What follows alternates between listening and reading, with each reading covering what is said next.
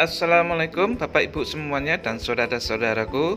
Di depan kita yaitu keindahan alam yang hijau sekali, biasa kita sebut yaitu taman.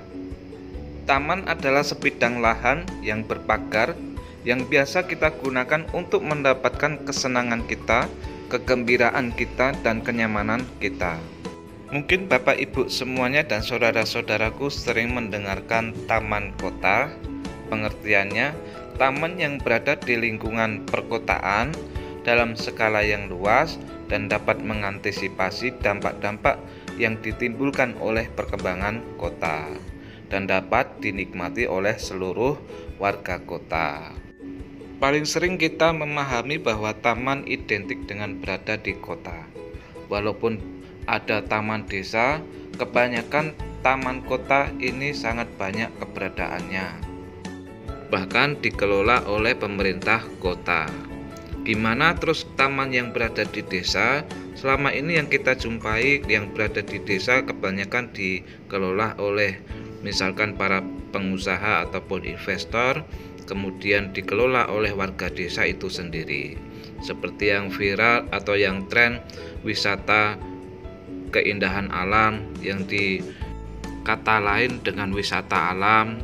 Bahkan yang tren sekarang di daerah persawahan pun bisa menjadi wisata ataupun penikmat alam persawahan, bisa menghasilkan penghasilan tambahan bagi warga sekitar.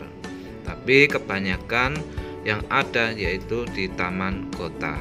Contoh lainnya yang sederhana yang berada di rumah kita ataupun rumah Bapak Ibu semuanya yaitu taman pekarangan rumah yang berada di depan rumah kita ataupun di samping, hasil karya dari penataan Bapak Ibu semuanya, sehingga menghasilkan keindahan di rumah pekarangan rumah kita masing-masing. Yang berikutnya kami akan membahas tidak hanya pengertian dari taman itu sendiri, yaitu manfaat dan fungsi taman untuk bagi kita semua. Yaitu fungsi ekologisnya di taman kota, salah satunya yang pertama yaitu sebagai paru-paru kota yang menghasilkan banyak oksigen. Terus kemudian sebagai filter debu dan asap kendaraan bermotor lalu lalangnya yang berada di kotaan. Dan berikutnya sebagai tempat penyimpanan air tanah sehingga mencegah datangnya banjir dan erosi serta menjamin pasokan air tanah. Bisa juga berikutnya peredam kebisingan kota yang padat pada aktivitas kota itu. Bisa jadi yang berikutnya sebagai pelestarian lingkungan ekosistem, kondisi yang sangat langka mendengar cicit burung di lingkungan perkotaan. Dan fungsi taman yang berada di pedesaan selain sudah sejuk, menambah keindahan alam itu sendiri yang berada di desa, menjaga keindahan, menjaga kelestarian alam di sekitar desa.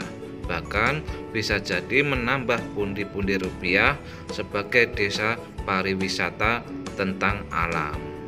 Nah, terus fungsi taman yang berada di rumah Bapak Ibu sekalian dan saudara-saudaraku, mungkin Bapak Ibu semua bisa menambahkan di kolom komentar di bawah, yaitu fungsi dari taman pekarangan rumah kita, yaitu bisa sebagai keseimbangan antara membuat rumah jadi lebih terasa nyaman dan enak sebagai tempat tinggal.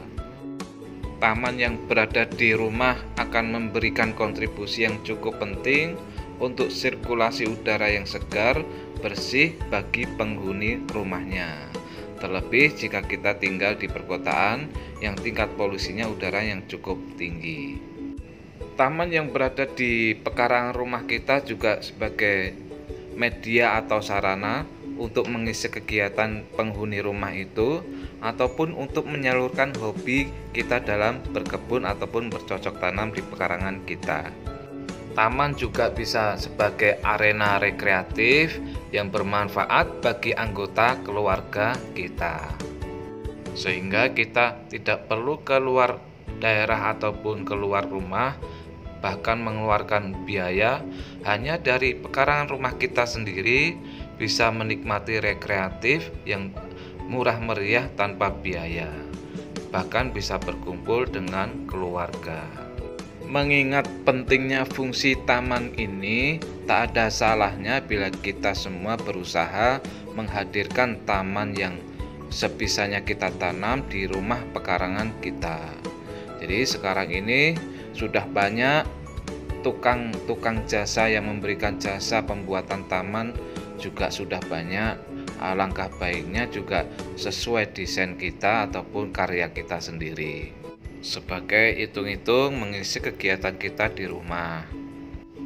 Fungsi yang lainnya bisa untuk media pembelajaran edukasi kita, anak kita, maksud kami anak-anak yang sekolah, tentang macam-macamnya jenis tanaman hias, tanaman yang berada di taman, jenis-jenis tanaman yang memiliki sifat-sifat tanaman dan lain-lain, sehingga mengajak anak kita supaya berkreasi ataupun menyayangi tanaman di sekitar kita.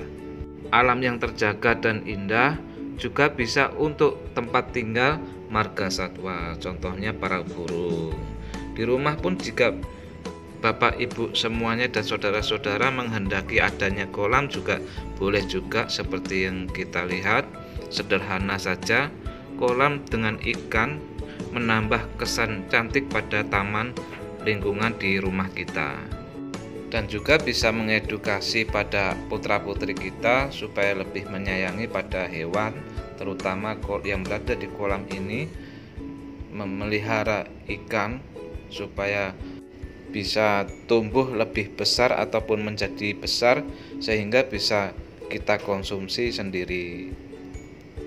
Sangat menyenangkan Bapak Ibu semuanya, saudara-saudara, jika taman yang berada di kota, taman yang berada di pedesaan, bahkan berada di pekarangan rumah kita, semuanya terjaga dan terjamin kebersihannya, akan memberi kontribusi yang baik bagi warga sekitar, bahkan dari luar kota yang melewati, sehingga memberikan hal yang positif pada taman kita.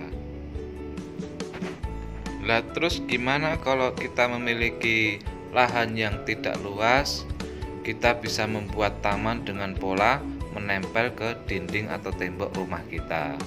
Buat saja penyangga tanaman dari rangka kawat yang disemen ke tembok itu misalkan. Setelah itu kita letakkan tanaman itu di dalam pot, di atasnya menempel di dinding rumah kita. Bisa juga kita membuat dengan tanaman yang ada gantungan, yaitu bisa disebut tanaman gantung. Tentu saja model ini dibuat dengan menyesuaikan kondisi eksterior yang tersisa, sehingga tanaman kita supaya mendapat asupan matahari. Sedikit pembahasan kita tentang taman, semoga bisa menambah wawasan kepada Bapak Ibu semuanya dan saudara-saudaraku. Jika ada salah, kami mohon maaf yang sebesar-besarnya. Terima kasih dari Kukar tercinta. Assalamualaikum.